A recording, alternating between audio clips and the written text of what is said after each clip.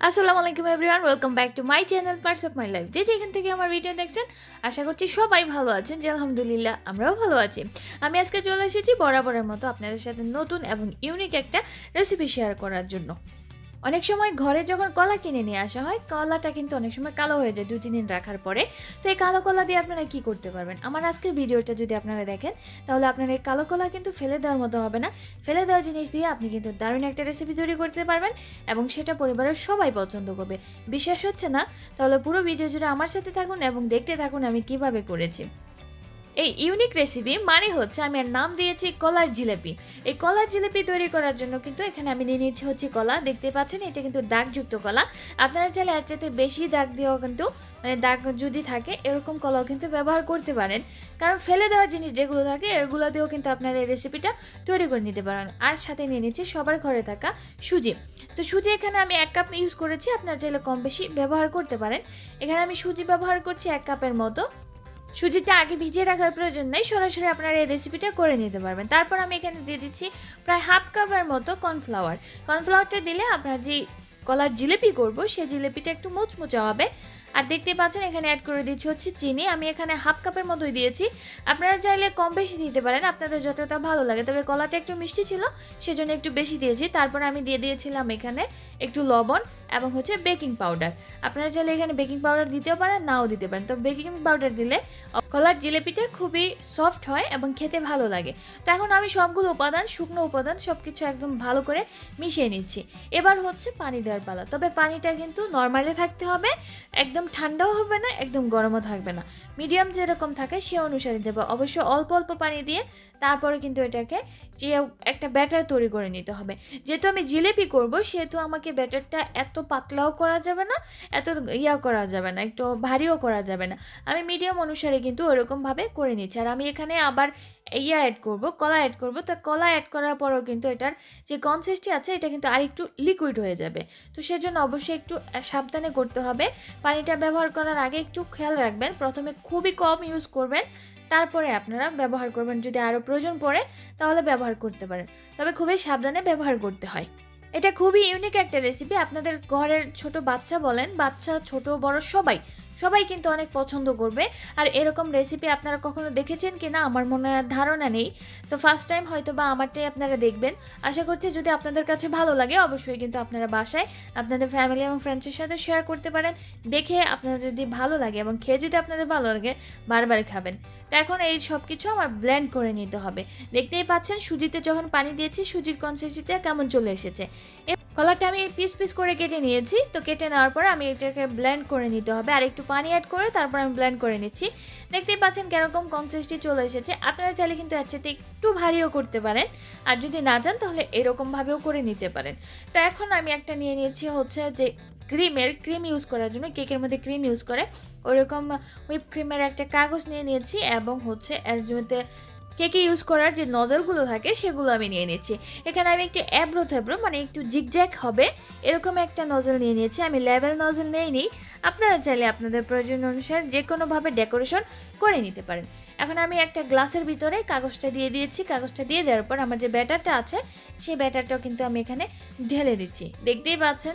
অবশ্যই কিন্তু একটু আপনারা চাইলে এর চাইতে ভারীও করতে পারেন। কাগজের মধ্যে আমি সব কিছু একদম পারফেক্টলিভাবে ঢেকে নিচ্ছি, যেহেতু কাগজটা বড় ছিল সবগুলো একসাথেই করা যায়। আপনারা আমার এই 1 কাপের জন্য কিন্তু 1 কাপ সুজির জন্য আর একটা কলার জন্য কিন্তু অনেকটাই হয়েছে।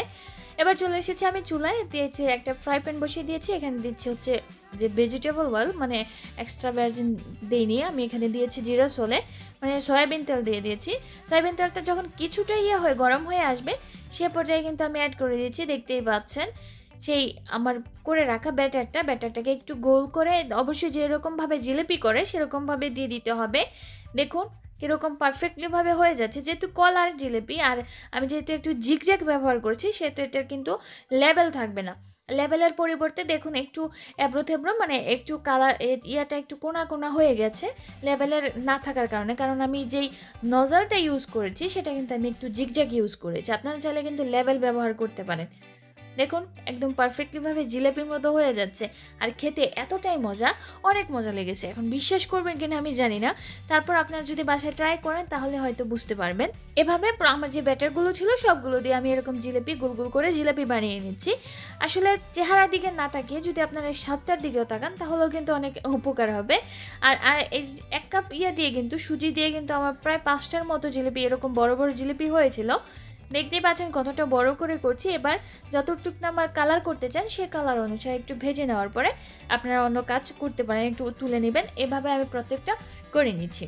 ভিডিওর এই পর্যায়ে বলে নিই, আপনি যদি আমার চ্যানেলে নতুন হয়ে থাকেন তাহলে অবশ্যই আমার চ্যানেলটা সাবস্ক্রাইব করে বেল বাটনের অল অপশনটা অন করে দেবেন, যাতে আমি ভিডিও আপলোড দেওয়ার সাথে সাথে আমার ভিডিওর নোটিফিকেশন আপনাদের কাছে পৌঁছে যায় এবং আপনারা আমার ভিডিও দেখতে পারেন।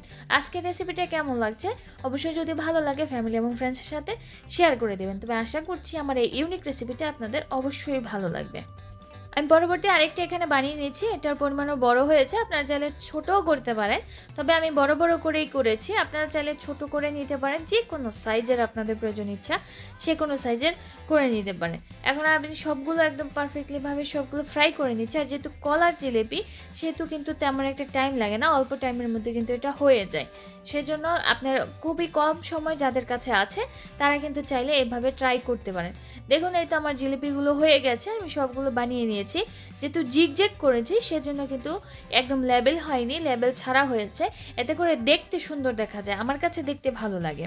তো এখন আমার যেহেতু জিলাপি হয়ে গেছে আমি এটার মধ্যে যে রস দেবো মানে শিরার মধ্যে ডুবাবো, তো শিরার মধ্যে দেওয়ার জন্য আমি এখানে দিয়ে দিচ্ছি হচ্ছে নারকেল। নারকেল কিছুটা পরিমাণে একটু বেশি দিয়েছি, তারপর দিয়েছি পরিমাণ মতো চিনি, আর এখানে দিয়ে দিচ্ছি হচ্ছে গুঁড়ো দুধ। আমি লিকুইড দুধ ব্যবহার করছি না, আমি এখানে গুঁড়ো দুধ দিয়ে একটা শিরার জন্য তৈরি করে নিচ্ছি, দেখতেই পাচ্ছেন।